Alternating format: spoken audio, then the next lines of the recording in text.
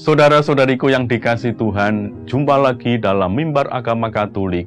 Kali ini bersama saya, Romo Antonius Padua Dwi Joko dari Keuskupan Surabaya. Saudara-saudari, saya akan menyampaikan renungan dengan tema Advent, berjaga dan berdoa.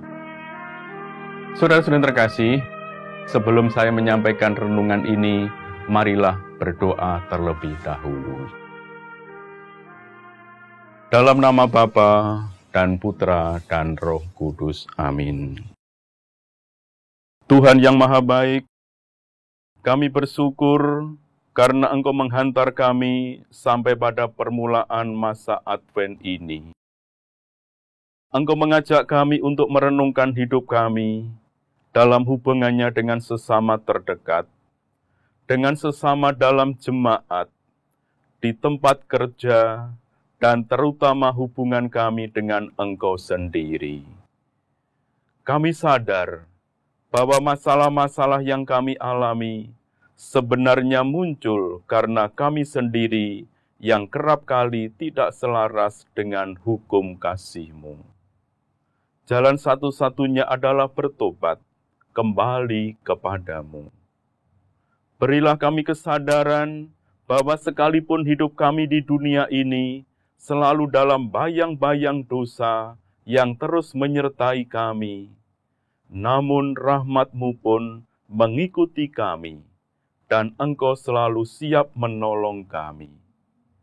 Semoga kami sungguh memanfaatkan masa penuh rahmat ini untuk membangun kembali hubungan kami dengan Engkau dan sesama. Demi Kristus Tuhan dan pengantara kami, kini dan sepanjang masa. Dalam nama Bapa dan Putra dan Roh Kudus. Amin.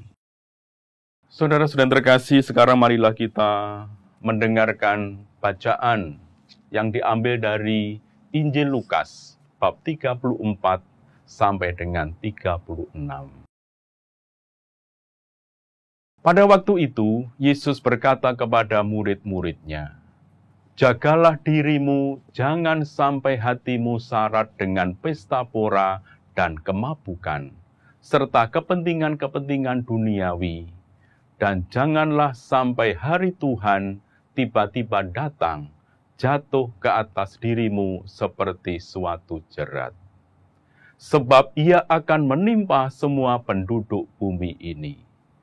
Berjaga-jagalah senantiasa sambil berdoa, supaya kalian mendapat kekuatan untuk luput dari semua yang akan terjadi itu, dan supaya kalian tahan berdiri di hadapan Anak Manusia." Demikianlah Injil Tuhan. Terpujilah Kristus. Saudara-saudari terkasih, salam damai Tuhan. Sekarang kita berada dalam masa Advent. Masa penantian.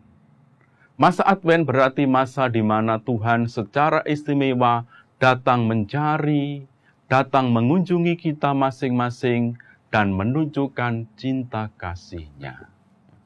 Di lain pihak, masa Advent juga merupakan masa di mana kita masing-masing, baik secara pribadi maupun bersama-sama, pergi menyongsong Tuhan dalam semangat pengertian, dalam kegiatan doa bersama, dan dengan penuh harapan bahwa pada akhir hidup nanti kita akan menghadap Tuhan sebagai penyelamat dan bukan semata-mata sebagai hakim yang menghukum kita.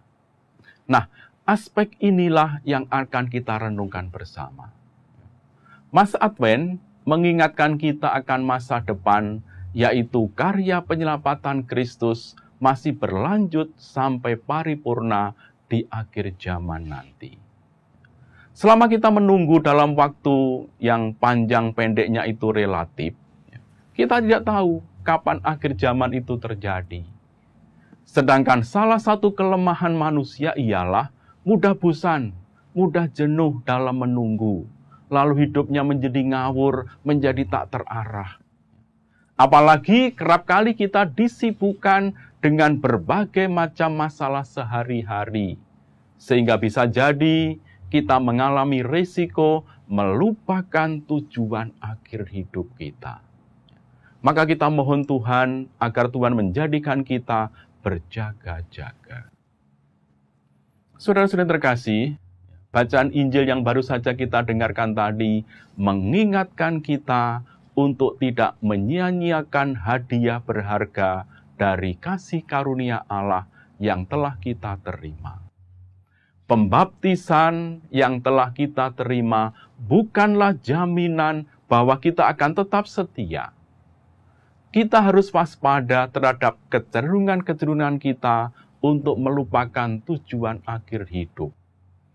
Tuhan mengundang kita untuk mempersiapkan diri, membangun hubungan dengan Tuhan dalam doa, hidup baik di hadapannya, supaya kita siap sedia menjelang datangnya hari Tuhan. Para saudara terkasih, Tuhan memperingatkan kita, jagalah dirimu. Menjaga diri dimulai dengan menjaga hati. Amsal 4:23 juga mengatakan, jagalah hatimu dengan segala kewaspadaan, karena dari situlah terpancar kehidupan. Firman Tuhan mengingatkan kita supaya kita menjaga hati, agar tidak syarat dengan pesta pora dan kemabukan serta kepentingan-kepentingan duniawi. Pesta pora yang dimaksudkan di sini adalah sebagai salah satu cara manusia dalam menuruti kehendak daging, dalam rangka mencari jalan keluar dari segala ketegangan, kegelisahan, dan kerutan hidup. Ini adalah bentuk pelarian dalam mencari penghiburan. Padahal penghiburan yang sejati sesungguhnya ada pada Allah. Sebab Allah lah sumber segala penghiburan. Tentu Tuhan tidak melarang orang melakukan pesta, mengadakan pesta. Misalnya pesta untuk merayakan hari ulang tahun sebagai syukur atas karunia Tuhan, karunia hidup ini.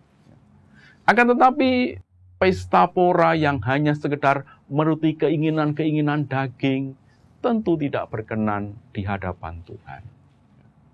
Maka menjaga hati berarti sikap hati-hati dalam penguasaan diri akan hawa nafsu. Tetap sadar dan waspada akan godaan-godaan duniawi. Terus-menerus sadar dan siap.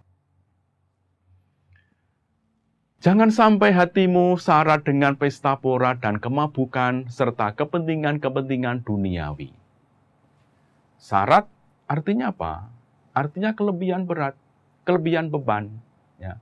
Pesta pora memiliki arti kegemaran akan makan dan minum yang berlebihan di meja pesta.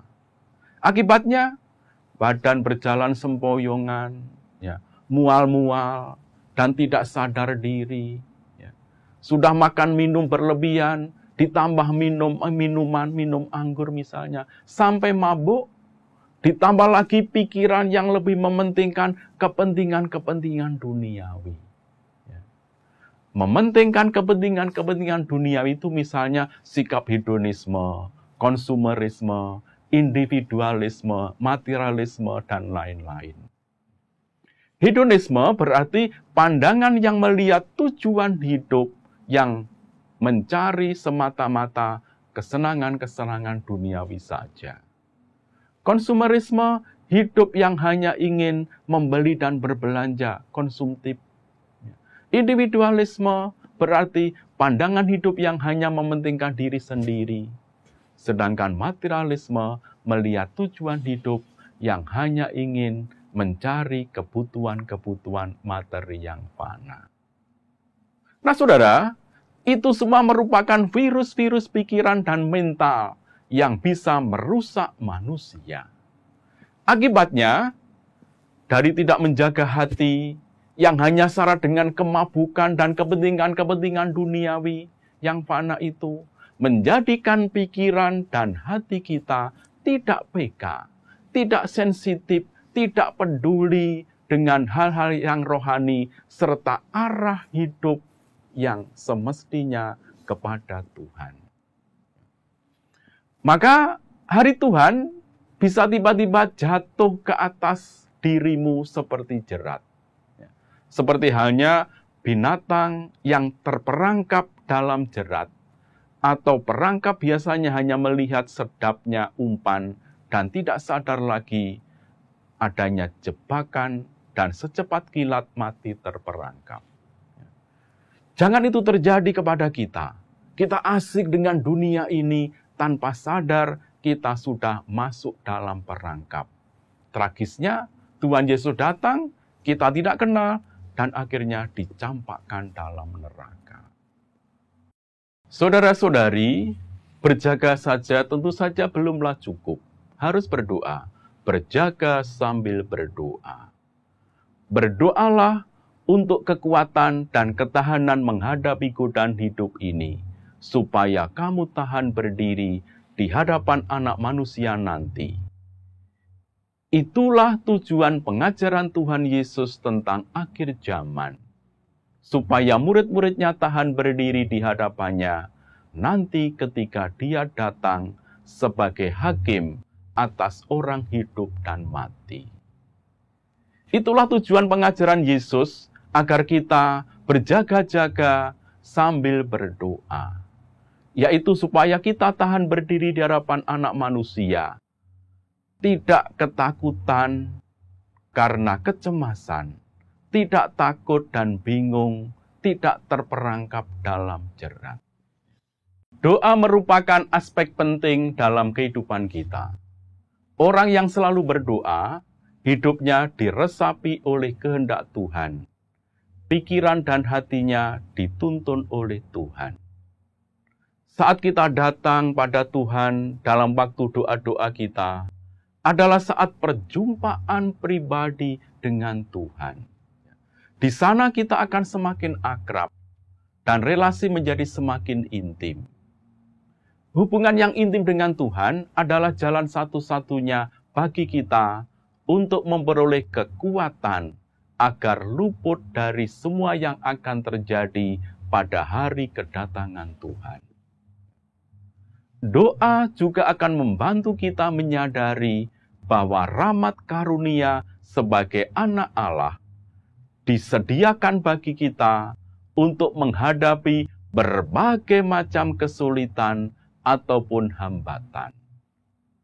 Rahmat karunia itu semata-mata karena kemurahan hati Allah yang sangat mencintai manusia, bukan karena jasa-jasa atau kekuatan manusiawi kita. Justru karena cinta kasih itulah Allah selalu memperlakukan kita sebagai pribadi yang berdaulat. Oleh karena itu, selama kita tenggelam dalam kedosaan dan terbentur-bentur dalam kegelapan dosa, seolah-olah Tuhan membiarkan sehingga ada yang mengira itulah hukuman Tuhan. Namun, selama manusia mau bertobat dan mencari Allah kembali, Allah pasti menolong. Disinilah pentingnya membangun sikap tobat. Bertobat berarti meninggalkan kegelapan, kebiasaan tidur, atau hidup tanpa kesadaran yang baik.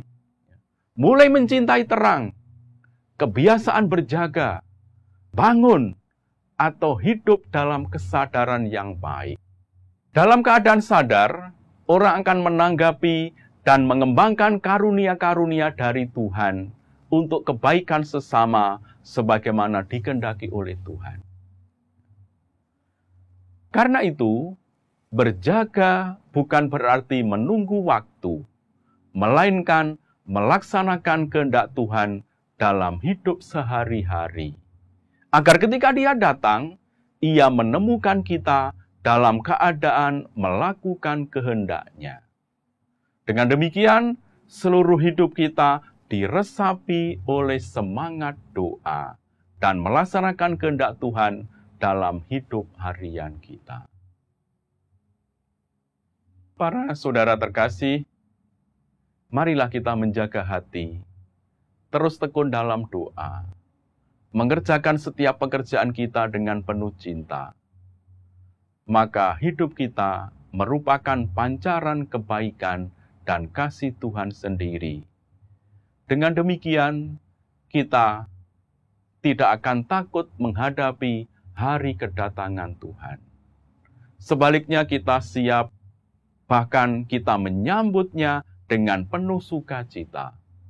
Sebab yang kita nantikan dengan penuh harapan adalah Yesus Sang Cinta yang menghantar keselamatan bagi seluruh umat manusia.